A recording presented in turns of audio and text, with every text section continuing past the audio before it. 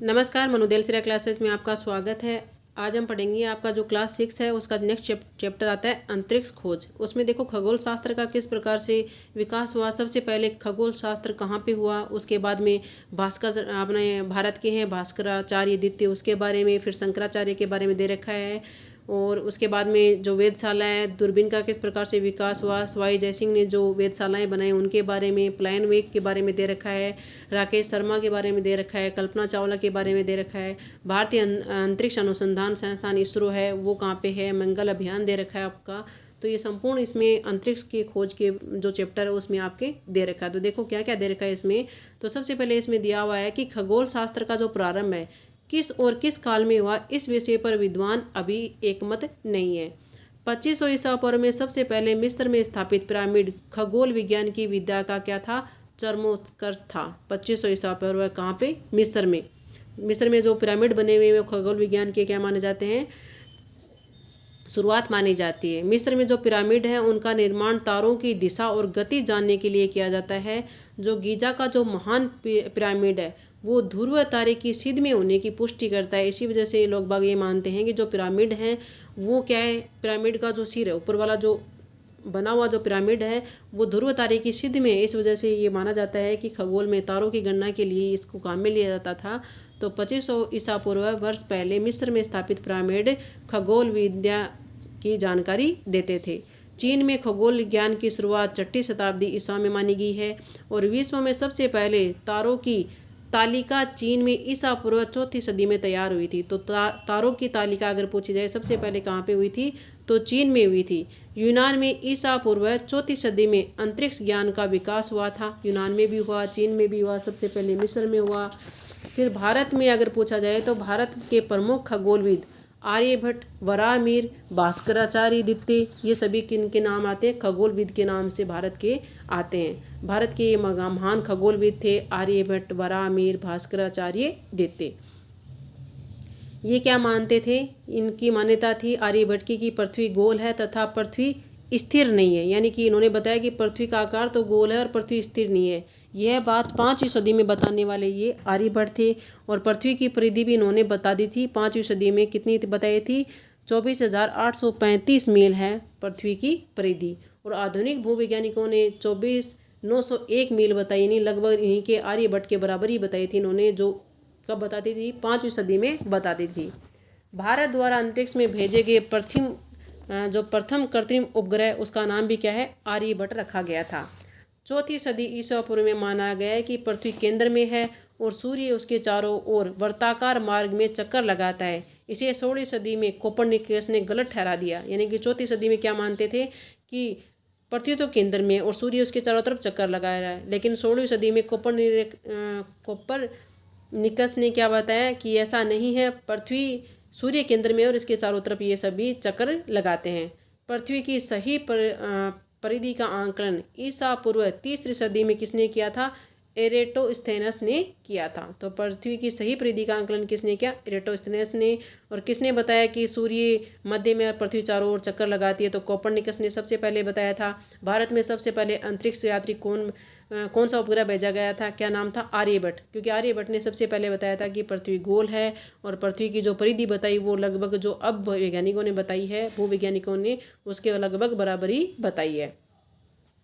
खगोल शास्त्री जो भास्कराचार्य हैं द्वितीय हैं, उनके बारे में ये प्रसिद्ध क्या थे, खगोल शास्त्री थे। इनका जन्म 1114 ईस्वी में हुआ था और इन्होंने मात्र 36 वर्ष की उम्र में एक ग्रंथ लिखा था, सिद्धांत शिरोमणि। उसके बारे में बहुत कुछ जानकारी मिलती है खगोल के बारे में।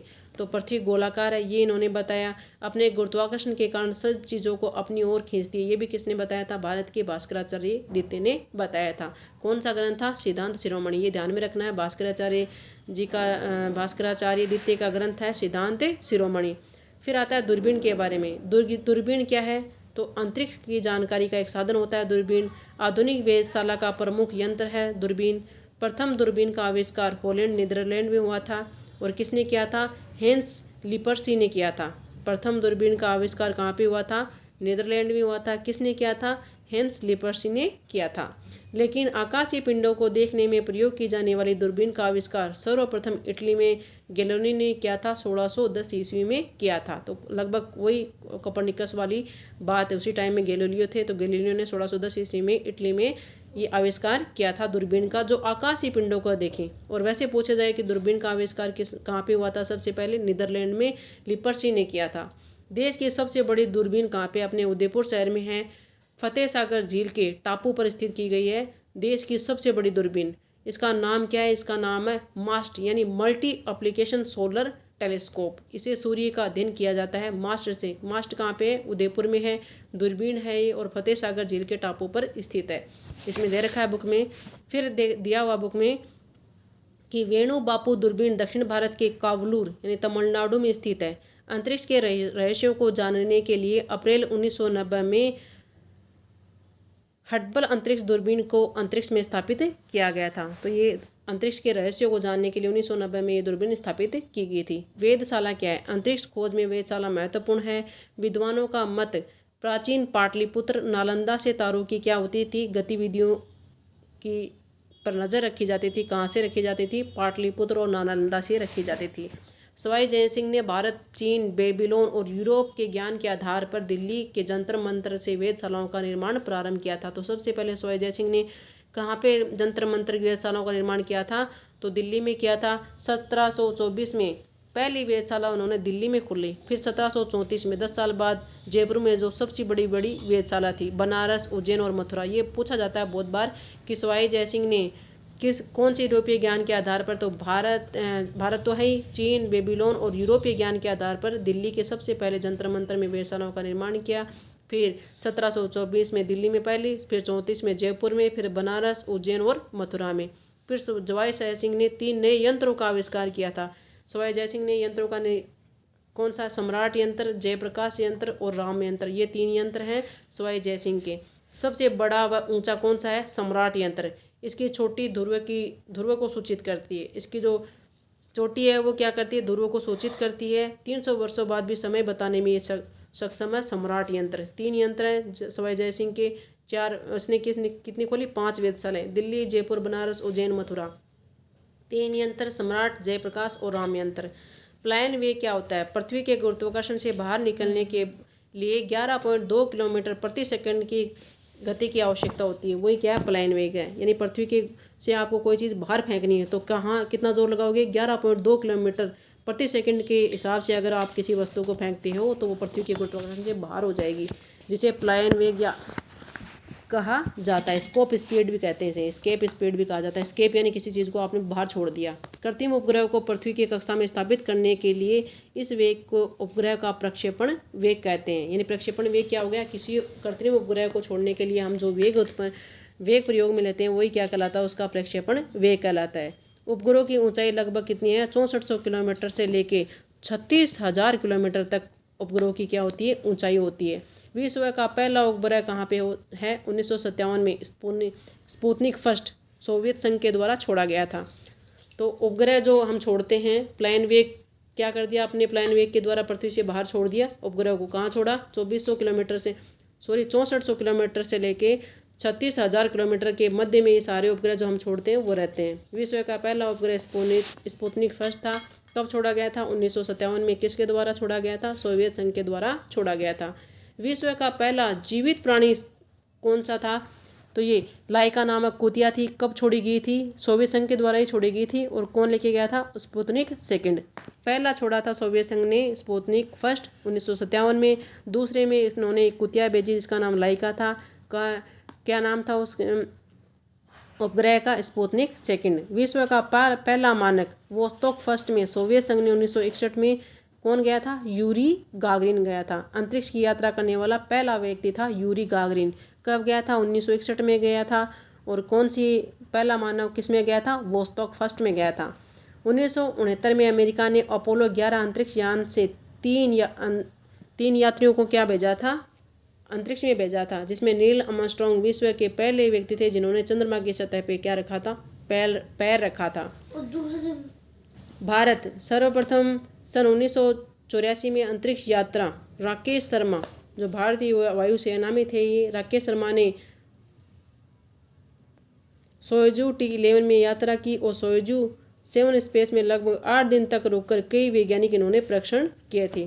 तो राकेश शर्मा कहाँ के थे? ये थे पटियाला के, पटियाला पंजाब। जन्म इनका 1949 में हुआ था। कल्पना चावला जन्म 1961 में हुआ था, करनाल हरियाणा की थी। शोध वैज्ञानिक भी थे। अंतरिक्ष में जाने वाली भारत में जन्म लेने वाली पहली महिला थी। राकेश शर्मा के बाद में ये दूसरी थी कल्पना चावला। कल्पना चावला क्या थी? कोलंबिया अंतरिक्ष यान से लौटते वक्त सन 2003 में अन्य 6 सहयोगियों के साथ इनकी क्या हो गई थी? मृत्यु हो गई थी कल्पना चावला की।